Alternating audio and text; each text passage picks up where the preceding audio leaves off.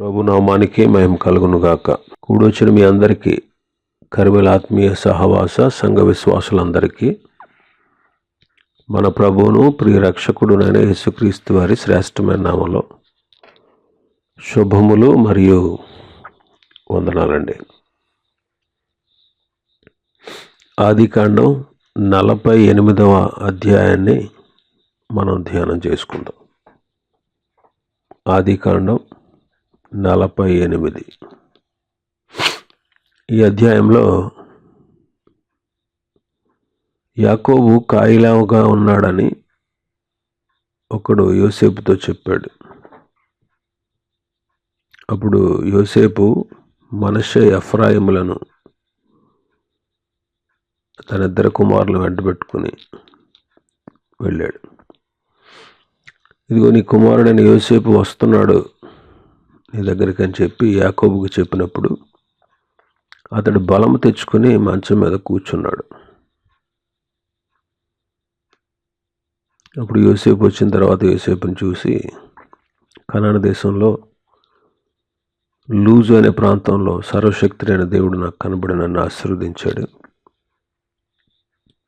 ఇదిగో నీ సంతానాన్ని వృద్ధి పొందిస్తాను, నిన్ను విస్తరింపజేస్తాను, నీవు జన్మల సమూహం ఉన్నట్లు చేస్తాను, నీ తర్వాత నీ సంతానానికి ఈ దేశాన్ని నిత్య స్వాస్థ్యంగా ఇస్తానని సెలవిచ్చాడు. ఇదిగో నేను ఐగుప్తు దేశంలోనికి నీ దగ్గర రాకముందు ఐగుప్తులో నీకు పుట్టినటువంటి నీ ఇద్దరు కుమారులు కూడా నా బిడ్డలే. రూబేను, షిమియోను, ఎఫ్రాయిము, మనష్షేలు. రూబేను, షిమియోను లాగా ఎఫ్రాయిము, మనష్షేలు కూడా నాకు బిడ్డలే ఉంటారు. వారి తర్వాత నీవు కనిన సంతానం ఏదైనా ఉంటే అది నీదే.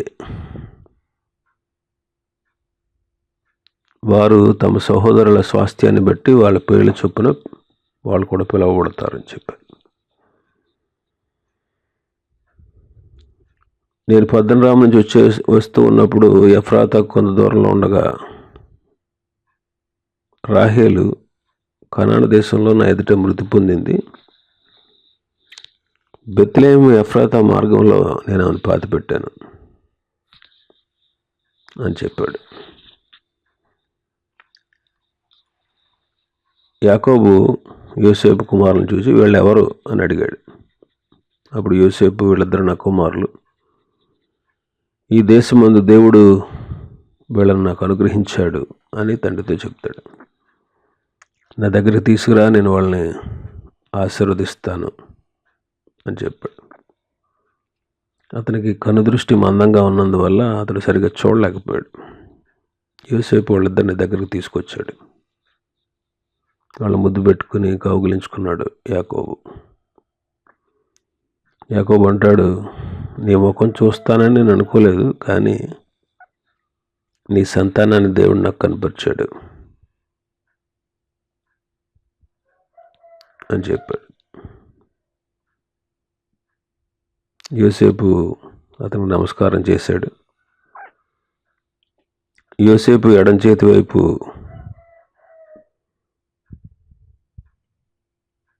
ఇశ్రాయేలు ఎడం చేతి తట్టు,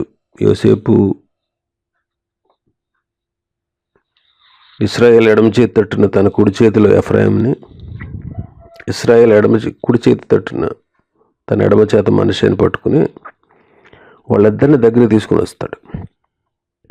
మనష్షే పెద్దవాడైనందున ఇశ్రాయేలు తన కుడి చేతులను యుక్తిగా చాచి చిన్నవాడైన ఎఫ్రాయిము తల మీద తన కుడి చేతిని, మనష్షే తల మీద తన ఎడమ చేతిని ఉంచాడు. అప్పుడు వాళ్ళని దీవిస్తూ ఉన్నాడు. అయితే యోసేపు ఎఫ్రాయిము తల మీద తన కుడి చెయ్యి పెట్టడాన్ని చూసినప్పుడు అది అతనికి ఇష్టంగా లేదు. కాబట్టి మనష్షే తల మీద పెట్టించాలని తన తండ్రి చెయ్యి ఎఫ్రాయిము మీద తల మీద నుండి తీసి, నా తండ్రి ఎలా కాదు, ఇతడే పెద్దోడు, నీ కుడి చెయ్యి అతని తల మీద పెట్టు అని చెప్పాడు. అయితే తండ్రి దానికి ఒప్పుకోలేదు. నాకు తెలిసిన నా కుమారుడు నాకు అది విషయం తెలుసు, కానీ ఇతని తమ్ముడు ఇతనికంటే గొప్పవాడు అవుతాడు, అతని సంతానం జనసమూహం అవుతుందని చెప్పాడు. అలాగే వాళ్ళిద్దరిని ఆ రోజు దీవించి, ఎఫ్రాయిం వలన మనష్షే వలన దేవుడు నేను చేయనుగాక అని ఇశ్రాయేలు నీ పేరు చెప్పి దీవిస్తారు అని చెప్పి మనష్షే కంటే కూడా ఎఫ్రాయిమును ముందుగా ఉంచాడు. ఇదిగో నేను చనిపోతున్నాను, దేవుడు మీకు తోడుగా ఉండి మీ పితరుల దేశానికి మిమ్మల్ని మళ్ళా తీసుకువెళ్తాడు అని ఆఖరి వచనం అంటాడు, నేను నీ సహోదరుల కంటే నీకు ఒక భాగాన్ని ఎక్కువగా ఇచ్చాను, అది నా కత్తితోనూ నా వెంటితోనూ అమోరీయుల చేతిలో నుండి తీసుకున్నాను అని యోసేపుతో చెప్తాడు.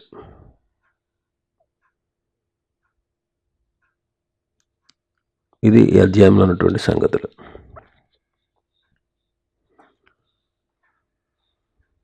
మొదటి నుంచి 14 వచనం వరకు యోసేపు కుమారులను గురించి తండ్రితో మాట్లాడడాన్ని చూస్తాం. 1-2 వచనాల్లో యోసేపు యాకోబుని దర్శించాడు. ఈ సంగతులైన తర్వాత ఈ ఆది కాండంలో ఈ సంగతులైన తరువాత అనే మాట 4 సార్లు మనం చూస్తాం. 15వ అధ్యాయంలో ఒకసారి చూస్తాం. ఏ సంగతులు జరిగిన తర్వాత 15వ అధ్యాయంలో దేవుడు అబ్రహాముకు గొప్ప వాగ్దానాలు అనుగ్రహించాడు. ఆ తర్వాత 22వ అధ్యాయంలో కూడా ఒకసారి చూస్తాం. ఆ సంగతులు జరిగిన తర్వాత అంటే అబ్రహామును పరిశోధించినప్పుడు అబ్రహాము తన కుమారుని బలిగా అర్పించడానికి సిద్ధపడిన తర్వాత, అంటే ఈ సంగతులు జరిగిన తర్వాత అంటే మనకు అర్థమయ్యేది ఏంటంటే పూర్వపు సంగతులు మనకు జ్ఞాపకానికి వస్తాయి. యోసేపు ఐగుప్తీయుల్ని ఇశ్రాయేల్ని పోషించిన విధానం, ఆ విషయం అంతా గుర్తొస్తుంది అన్నమాట. ఇంకా మనం చూస్తే యాకోబు వృద్ధాప్యంలో అనారోగ్యంతో ఉన్నాడు. మానవ జాతి అంతా కూడా వ్యాధి బాధలతో మొత్తబడాలని దేవుడు మానవుల్ని సృష్టించలేదు. ఎలాంటి వ్యాధి కానీ బాధ కానీ లేకుండా సుఖముగా జీవించాలని దేవుడు మానవుడిని సృష్టించాడు. కానీ మానవుడు చేసిన పాపమే సమస్త వ్యాధులకి, మరణానికి, నరకానికి కారణమయ్యాయి. కాబట్టి పాపం చాలా భయంకరమైనటువంటిది అన్నమాట. పాపం చాలా భయంకరమైనది. యోసేపు తన 2 కుమారులను వెంటబెట్టుకుని వచ్చాడు తండ్రి దగ్గరికి. తన 2 కుమారులని వెంటబెట్టుకొచ్చాడు. సహజంగా ఎవరైనా మరణావస్థలో ఉన్నప్పుడు బిడ్డలు కానీ వారసులు కానీ ఆస్తిపాస్తుల విషయంలో ఆలోచనతో వెళ్తారు. అయితే యోసేపు దైవ ఆశీర్వాదాలు తమ బిడ్డలు పొందుకోవాలని తమ బిడ్డల్ని తీసుకెళ్తా ఉన్నాడు. 2వ వచనంలో మనం చూస్తే, ఇదిగో నీ కుమారుడైన యోసేపు నీ దగ్గరకు వస్తున్నాడు అని యాకోబుతో చెప్పారు. అంతటి ఇశ్రాయేలు బలము తెచ్చుకుని తన మంచం మీద కూర్చుండెను. బలం తెచ్చుకుని మంచం మీద కూర్చున్నాడు. ఇదిగో నీ కుమారుడు వస్తున్నాడు అనగానే అతనికి బలం వచ్చేసింది అనమాట. బలం తెచ్చుకుని మంచం మీద కూర్చున్నాడు. నిజమే, జ్ఞానం గల కుమారుడు తన తండ్రిని సంతోషపరుస్తాడు అంటాడు సామెతల గ్రంథకర్త 10వ అధ్యాయం 1వ వచనంలో. సామెతలు 23-24లో నీతిమంతుని తండ్రికి అధిక సంతోషం కలుగును అంటాడు. నీతిమంతుని తండ్రికి అధిక సంతోషం కలుగుతుంది. కాబట్టి ఇలాంటి కుమారుడు కలిగినటువంటి తల్లిదండ్రులు ఎంతో ధన్యులని మనం చెప్పొచ్చు. సంతోషమే సగం బలం అంటారు. సంతోషమే లోక సామెత. సంతోషమే సగం బలం. అది వాక్యంలో కూడా ఉంది. నెహెమ్యా గ్రంథం 8వ అధ్యాయం 10వ వచనం. నెహెమ్యా గ్రంథం 8వ అధ్యాయం 10వ వచనం. మరియు అతడు వారితో ఇట్లనెను, పదండి, క్రొవ్విన మాంసం భక్షించుడి, మధురమైన దాన్ని పానము చేయుడి. ఇది వరకు తమ కొరకు ఏమీ సిద్ధము చేసుకున్న వారికి వంతులు పంపించుడి. ఎలాగనగా ఈ దినము మన ప్రభువునకు ప్రతిష్ఠితమాయన. మీరు దుఃఖపడకుడి, యెహోవా యందు ఆనందించుట వలన మీరు బలము పొందెదరు. సంతోషమే సగం బలం.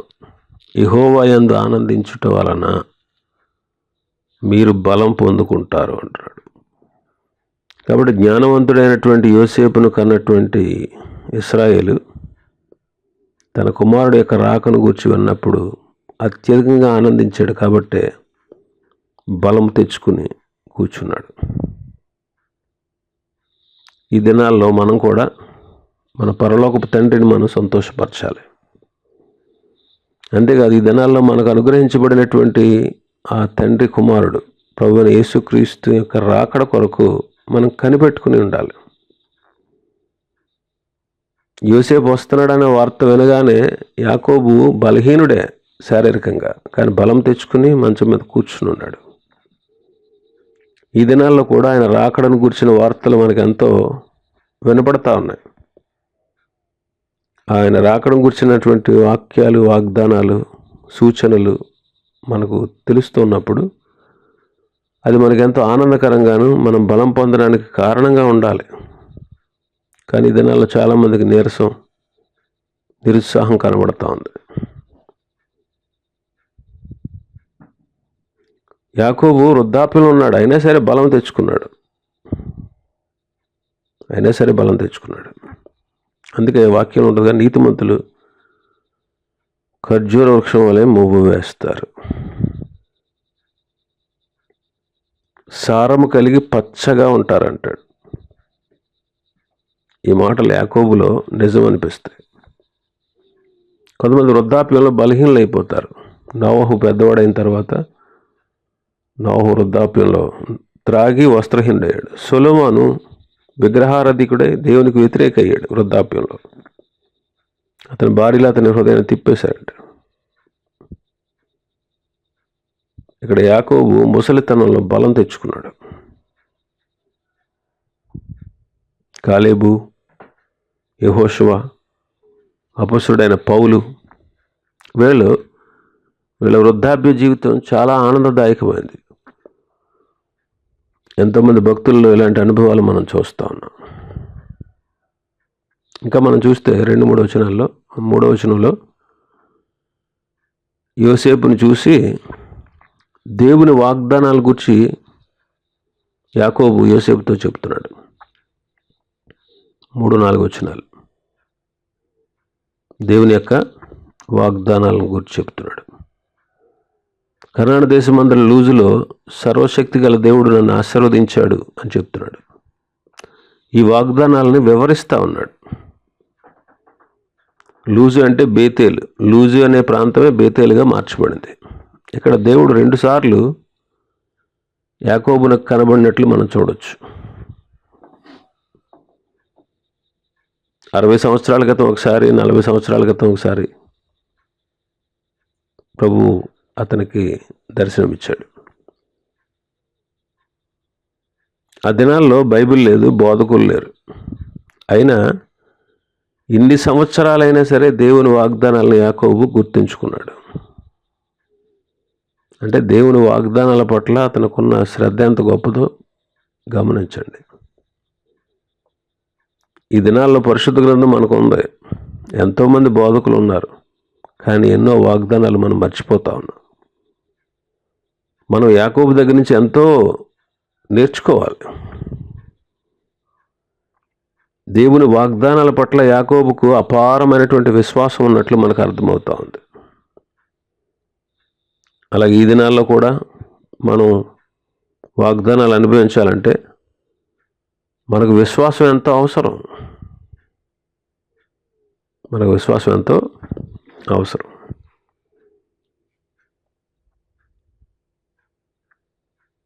విశ్వాసం అవసరం.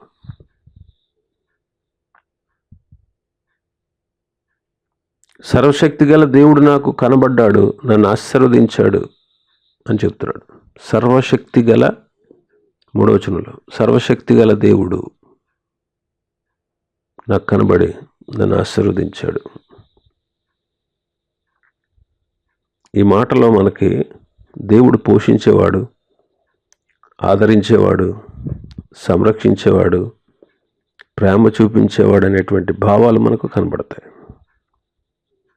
ఇక్కడ ఆయన ఇచ్చిన వాగ్దానాల గురించి చెప్తున్నాడు. ఏమని? నీ సంతానమును అభివృద్ధి చేస్తాను, నేను విస్తరింపచేస్తాను, జనసమూహం అగనట్లు చేస్తాను, నీ సంతానానికి ఈ దేశాన్ని నిత్య స్వాస్థ్యంగా ఇస్తాను అంటున్నాడు. యోసేపుకు జ్ఞాపకం చేస్తున్నాడు ఈ వాగ్దానాలు. మనం కూడా ఆయన వాగ్దానాలు జ్ఞాపకం చేసుకోవడం వల్ల మనకు ఆనందము, ఆదరణ కలుగుతాయి. ఇంకా 5వ వచనంలో అంటాడు, ఇదిగో ఐగుప్తు దేశంలో నేను నీ దగ్గర రాకముందు నీకు పుట్టిన 2 బిడ్డలు కూడా నా బిడ్డలే. రూబేను, షిమ్యోన్లు ఎలాగో వీళ్ళు కూడా నా బిడ్డలై ఉంటారు అన్నాడు. ఇందులో మనం నేర్చుకునేటువంటి విషయం ఏంటంటే, యోసేపుకి జ్యేష్ఠత్వం వచ్చినట్లుగా మనకు అర్థమవుతా ఉంది. వాస్తవంగా చూస్తే ఈ జ్యేష్ఠత్వం రూబేనుదే కదా. జ్యేష్ఠత్వం అనేది రూబేనుదే, ఎందుకంటే ఇంటికి పెద్ద కొడుకు రూబేను. అయితే పెద్ద కొడుకే, కానీ అతడు తన ఆధిక్యతలను కోల్పోయాడు. 3 ఆధిక్యతలు ఉంటాయి జ్యేష్ఠుడికి. ఒకటి జ్యేష్ఠత్వం, 2 అధికారం, 3వది యాజకత్వం. ఈ 3 యాక్చువల్గా రూబేనుకే చెందాలి. అయితే రూబేను ఈ 3ంటిని పోగొట్టుకున్నాడు. కారణం ఏంటంటే అతని పాపం. అతడు నీళ్ల వలె చంచలమైన మనస్సు కలిగినటువంటి వాడు కాబట్టి ఆధిక్యతలను అతడు కోల్పోయాడు.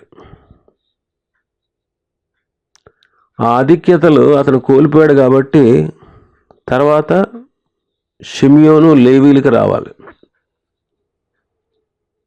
వీళ్ళు కూడా దాన్ని పోగొట్టుకున్నారు. కారణం వాళ్ళలో ఉన్నటువంటి క్రూరత్వం, క్రూర స్వభావం. అయితే 4వ వాడైనటువంటి యోధాకు పరిపాలన అధికారాన్ని దేవుడు ఇచ్చాడు. జ్యేష్ఠత్వాన్ని మాత్రం యోసేపుకు ఇచ్చాడు. జ్యేష్ఠ భాగాన్ని యోసేపుకి ఇచ్చాడు. 4వ వాడైన యోధాకు పరిపాలన ఆధిక్యత ఇచ్చాడు. లేవి తను సరి చేసుకున్నాడు కాబట్టి యాజకత్వాన్ని ఇచ్చాడు. మనం చూసాం నిర్గమాకాండంలో ఇశ్రాయేలీలు దూడను చేసుకుని దేవుని కోపం పుట్టించినప్పుడు యెహోవా పక్షముగా ఉన్నవారు ఎవరో వాళ్ళ పక్కకు రండి అన్నప్పుడు లేవీలు మాత్రమే వచ్చారంట. అందువల్ల వాళ్ళు క్రూర స్వభావం, కఠిన స్వభావం కలిగి శపించబడిన వారైనా వాళ్ళ ప్రభువుకు లోబడటం వల్ల శాపం ఆశీర్వాదకరంగా మార్చబడింది. అందుకే లేవీకి యాజకత్వం దొరికింది.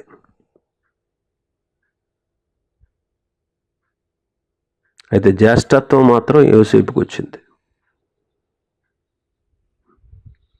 యోసేపు యాకోబు యొక్క 2వ భార్య అయిన రాహేలు పెద్ద కొడుకు కాబట్టి జ్యేష్ఠత్వ భాగాన్ని అనిగించారు. అంత మాత్రమే కాదు, యోసేపు యొక్క పవిత్రత, యోసేపు యొక్క యోగ్యత, యోసేపు యొక్క భక్తి విశ్వాసాలే దీనికి కారణం అని కూడా చెప్పొచ్చు.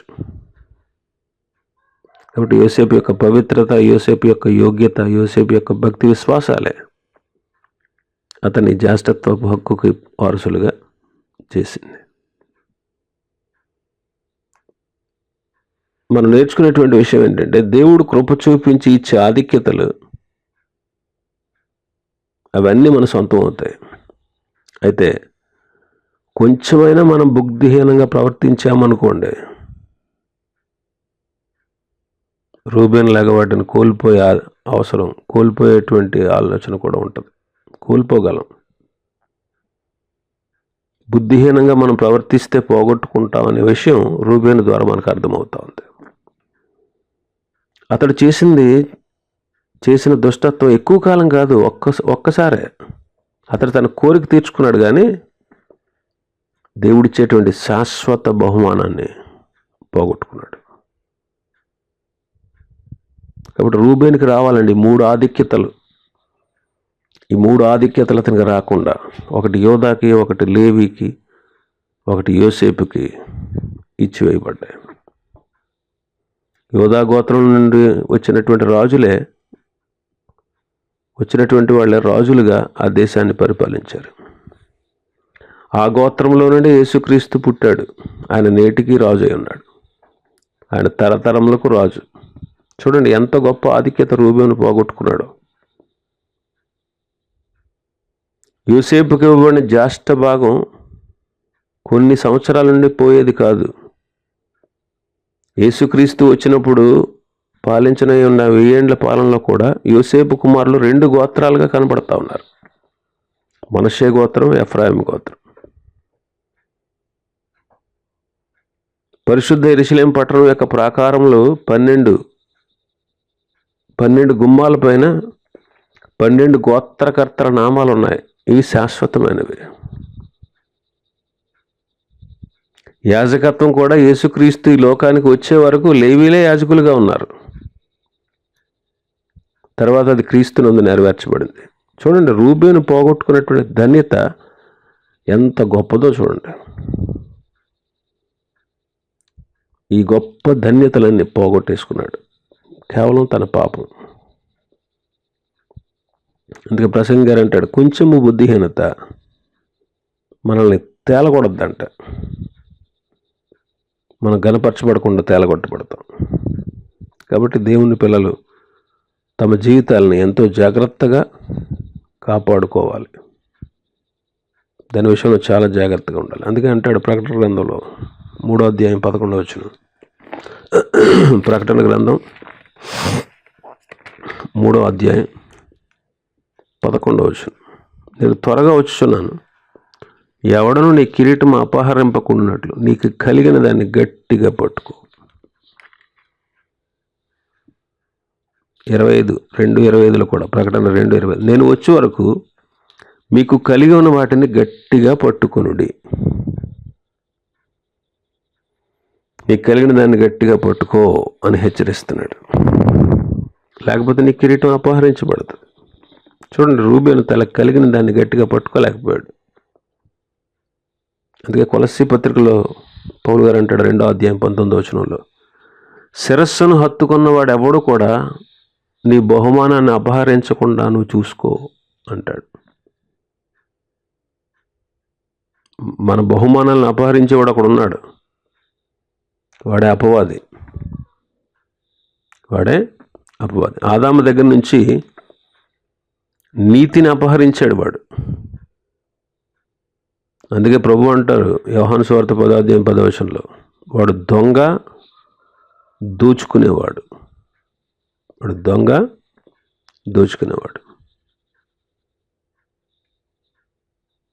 కాబట్టి దేవుని పిల్లలు ఎంతో జాగ్రత్తగా ఉండాలి.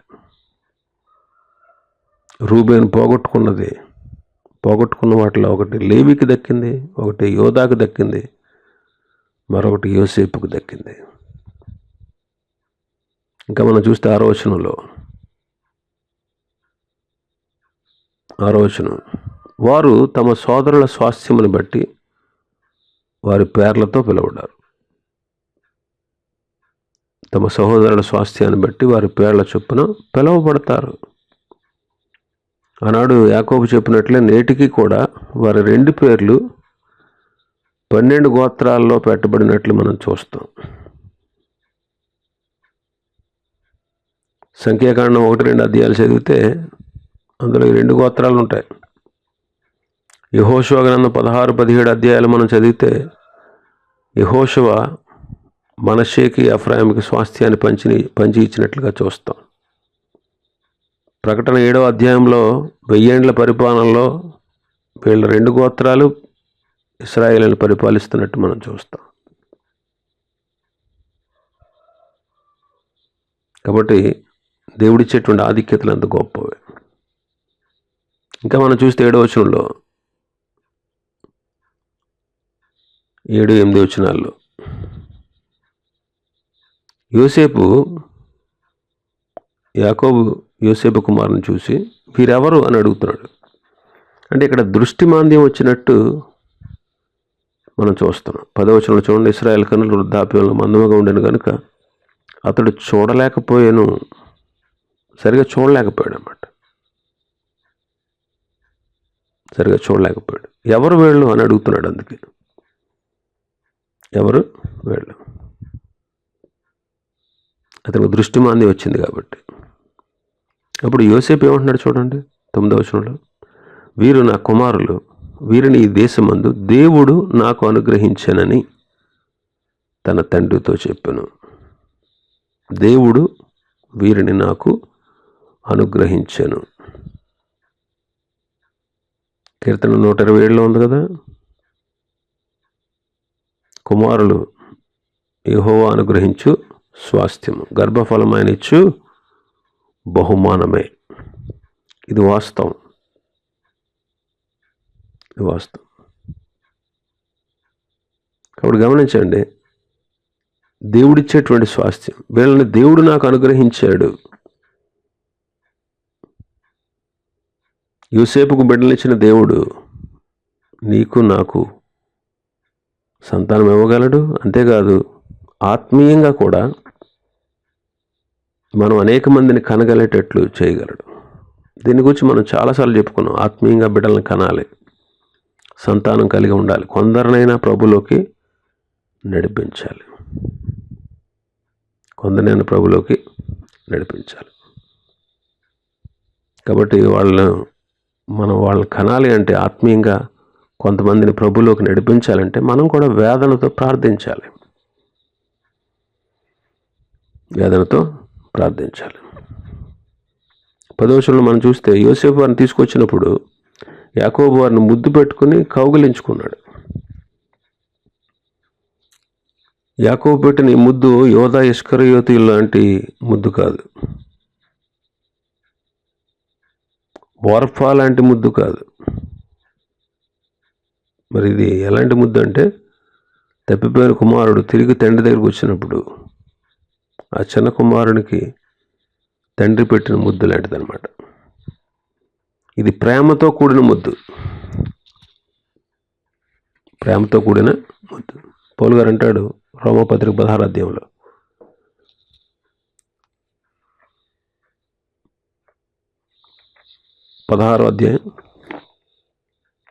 రోమపత్రిక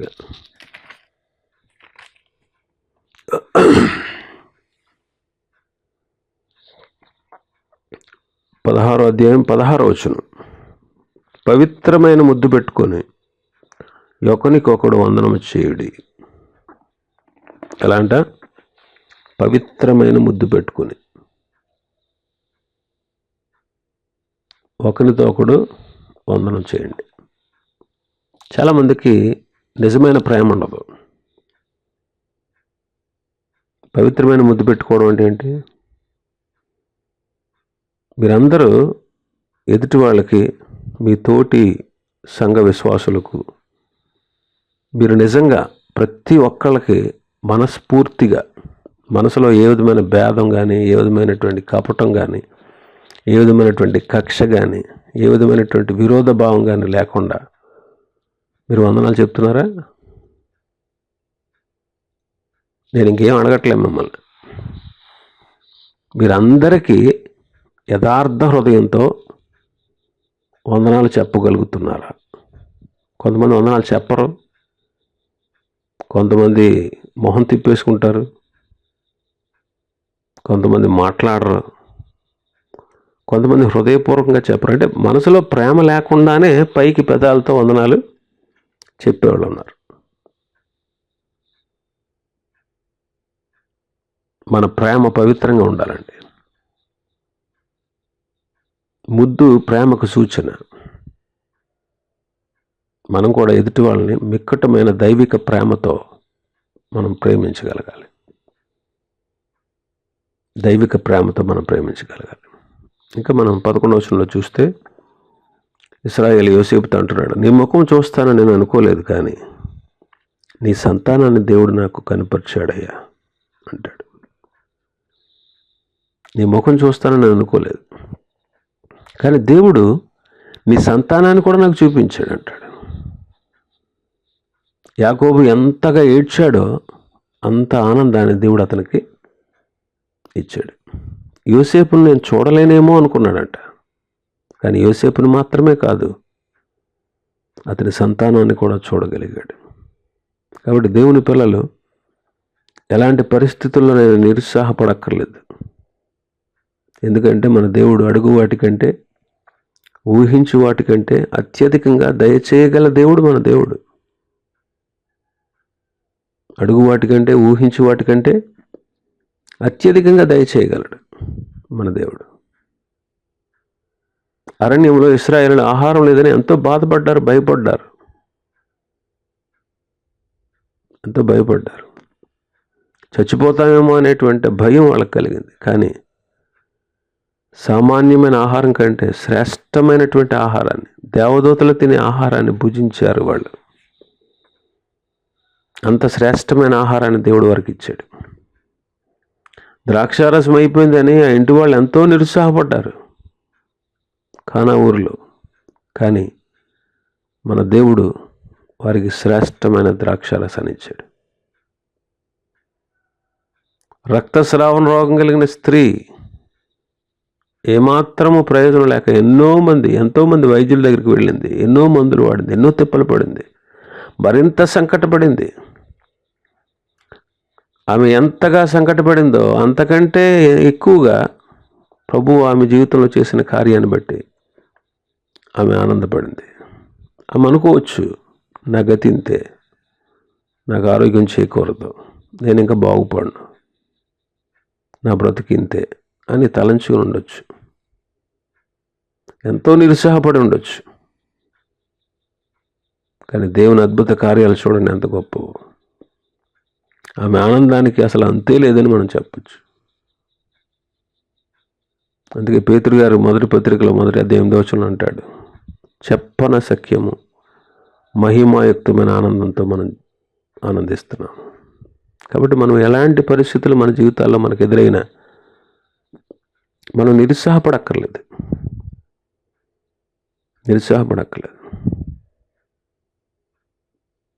పైన చెప్పిన విషయాలన్నీ మీకు తెలుసు.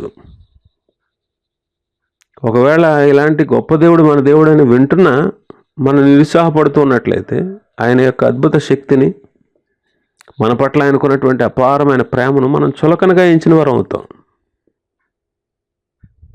ఆయన శక్తిని శంకించిన వాళ్ళం అవుతాం. అది ఆయన మనం దుఃఖపెట్టినట్లే. మార్కు సువార్తలో చదువుతాం కదా, మార్కు సువార్త 6వ అధ్యాయం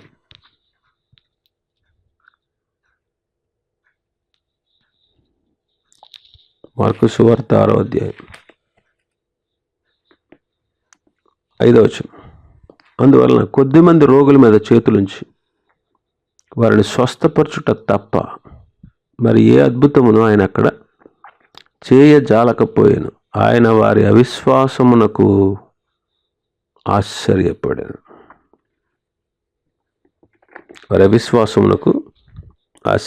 దేవుడు యేసుక్రీస్తు ఎన్నో అద్భుతాలు, ఆశ్చర్యకార్యాలు చేసే దేవుడు. అయితే ప్రభువును వాళ్ళు, ఈయనకి అధికారాలను ఎక్కడి నుంచి వచ్చినాయి? ఈయన సామాన్య మానవుడే కదా, మరీ కొడుకే కదా, అతని సోదరులు సోదరీమణులు అందరూ మనతోనే ఉన్నారు కదా, ఇవన్నీ ఎలా వచ్చాయి? ఏదో నేర్చుకుని ఉంటాడు ఎక్కడో ఏదో అన్నట్టుగా ఆయన చులకనగా ఎంచారు. వారు చేసే అద్భుతాలు ఆశ్చర్యకార్యాలు దేవుని కుమారుడైన యేసుక్రీస్తే మెస్సియా చేయగలడు, దేవుని చేత ఏర్పాటు చేయబడితేనే చేయగలడనే సత్యాన్ని వాళ్ళు గ్రహించలేకపోయారు. అందుకే కొద్దిమంది రోగులను స్వస్థపరచడం తప్ప ఇంకేం కార్యాలు చేయలేదని. ఎందుకంటే వారి అవిశ్వాసాన్ని బట్టి ఆయన ఎంతో ఆశ్చర్యపడ్డాడు. దేవుని కార్యాలు జరగకపోవడానికి కారణం వాళ్ళలో ఉన్నటువంటి అవిశ్వాసం. కాబట్టి మనం ఎప్పుడు కూడా ఎలాంటి పరిస్థితులు మనకు ఎదురైనా సరే మనం నిరుత్సాహపడకుండా నిరీక్షణ కలిగి ఉండాలి. దేవుడు ఆలస్యం చేసినా ఆశీర్వాదకరంగా ఉంటుంది అది అనే విషయాన్ని మనం గుర్తుంచుకోవాలి.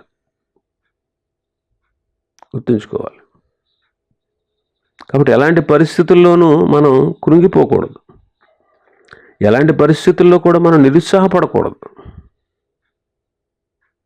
ప్రతి పరిస్థితిని ప్రభువుకు అప్పగించి ఆయన ఆలస్యమైనా సరే దేవుడు అద్భుతం చేయగలడు అనే నిరీక్షణతో మనం ఉండాలి. చూడండి, అవిశ్వాసపడలేదు చాలామంది భక్తులు, దేవుని వాగ్దానాలను వారు శంకించలేదు. 25 సంవత్సరాలు అబ్రహాము శారాలు ప్రార్థన చేశారు.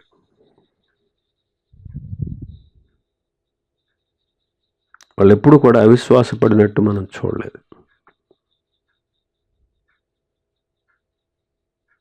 కాబట్టి దేవునికి అసాధ్యమైనదంటూ ఏదండి. మనలో అవిశ్వాసం ఉంటే జరగదు, కానీ మన విశ్వాసంతో నిరీక్షణతో అడుగు వాటికంటే ఊహించు వాటికంటే అత్యధికంగా చేయ శక్తి గల దేవుడు మన దేవుడని ఆ విషయాన్ని మనం గుర్తుపెట్టుకున్నప్పుడు నిరీక్షణతో ఎదురు చూసి దేవుడు చేసేటువంటి అద్భుత కార్యాలు ఆశ్చర్యకార్యాలు మనం కనులారా చూడగలం.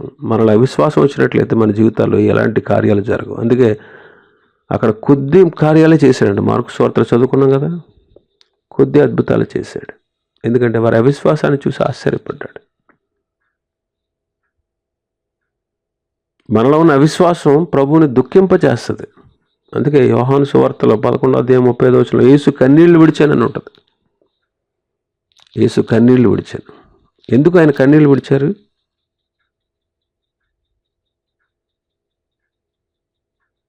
ఆలోచించండి, మన అవిశ్వాసాన్ని బట్టి. కాబట్టి మనలో ఎన్నడూ అవిశ్వాసం ఉండకూడదు. ఎలాంటి పరిస్థితులనైనా దేవుడు చక్కపరచగలడు, మనకు సహాయం చేయగలడనే నిరీక్షణతో మనం కొనసాగాలి. ఇంకా మనం చూస్తే 12వ వచనంలో యోసేపు యాకోబుకు సాష్టాంగ నమస్కారం చేస్తున్నాడు. అతనికి సాష్టాంగ నమస్కారం చేశాడు యోసేపు యాకోబు కుమారుడైనప్పటికీ ఆ దేశాన్ని పరిపాలించేటువంటి రాజు తర్వాత రాజు అయినా కానీ తండ్రికి నమస్కారం చేస్తున్నాడు. అంటే యోసేపులో ఏముంది? విధేయత, వినయాన్ని మనం చూడొచ్చు. యోసేపులో వినయాన్ని, విధేయతను చూడొచ్చు. యోసేపు ప్రభువుని యేసుక్రీస్తుకు సాదృశ్యం అని చెప్పుకున్నాం. యేసుక్రీస్తు ప్రభు వారు కూడా మనకెంతో మాదిరి. ఎందుకని? ఆయన తన శిష్యుల పాదాలు కడిగినటువంటి వాడు. ఆయన తన శిష్యుల పాదాలని కడిగాడు.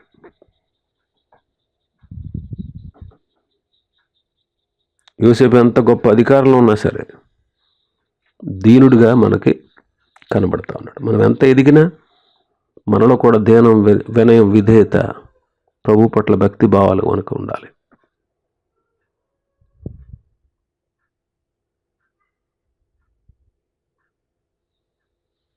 యోసేపు తన పెద్ద కుమారుణ్ణి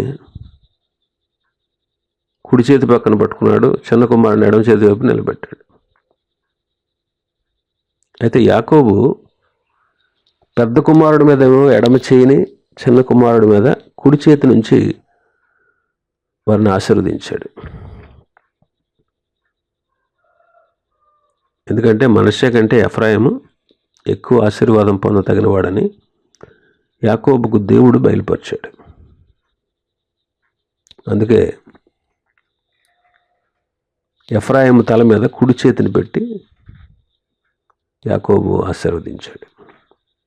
ఈ విషయాలు రేపటి దినం మనం ధ్యానం చేసుకుందాం. దేవుడి వాక్యాన్ని మన వెనుకడిలో ఆశీర్వదించును గాక. ఆమేన్.